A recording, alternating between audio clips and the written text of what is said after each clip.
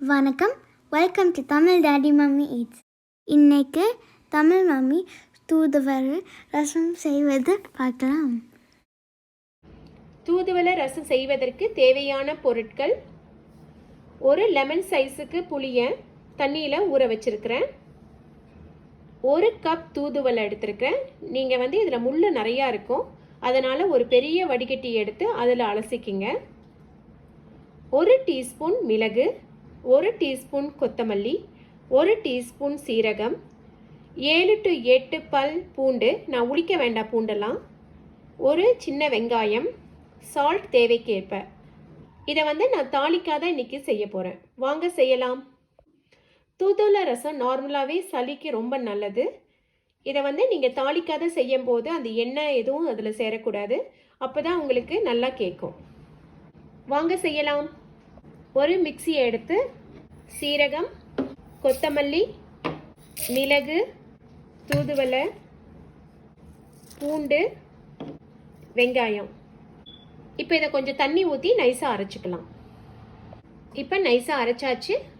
அடுத்தது புளியை 4 கப் தண்ணி ஊற்றி நல்லா கரைச்சி வடிகட்டிக்க போகிறேன். ஒரு பாத்திரத்தை எடுத்து அதில் கரைச்சி வச்சிருக்கிற புளியை ஊற்றிக்கலாம். நான் இப்போ 3 கப் அளவுக்கு இதை கரைச்சி வச்சிருக்கிறேன். அடுத்தது நீங்கள் அரைச்சி வச்சிருக்கிற தூதுவளை பேஸ்ட்டையும் இதில் போட்டுக்கோங்க. இப்போ நம்ம இந்த மிக்சியை கழுவின தண்ணியும் அதில் ஊற்றிக்கலாம்.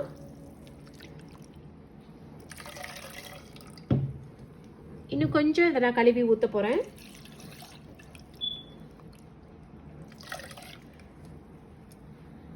சால்ட். இப்போ இதை நல்லா மிக்ஸ் பண்ணிக்கோங்க. நீங்கள் வேணும்னா இதில் மஞ்சள் போட்டுக்கலாம். நான் யூஸ்வலாக மஞ்சள் போட மாட்டேன். இப்போ இதை நீங்கள் கொஞ்சம் டேஸ்ட் பண்ணி பார்த்துக்கோங்க உப்பு இருக்கான்னு.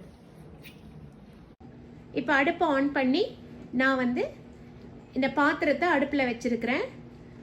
இப்போ மீடியம் குக்கில் நான் வச்சுருக்கிறேன். இது நல்லா மேலே வர்ற வரைக்கும் நம்ம வெயிட் பண்ணலாம். அப்போ நீங்கள் இதை இறக்கி வச்சுக்கணும்.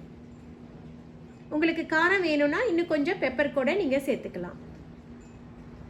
இப்போ பார்த்தீங்கன்னா லைட்டாக பபிள்ஸ் வர ஆரம்பிச்சிருக்கு.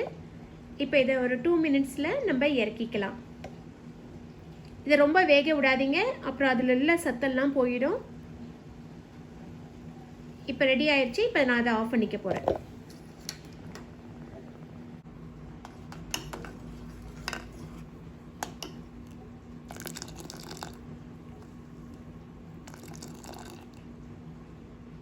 சுட சுட சூப்பரான தூதுவளை ரசம் ரெடி ஆயிருச்சு.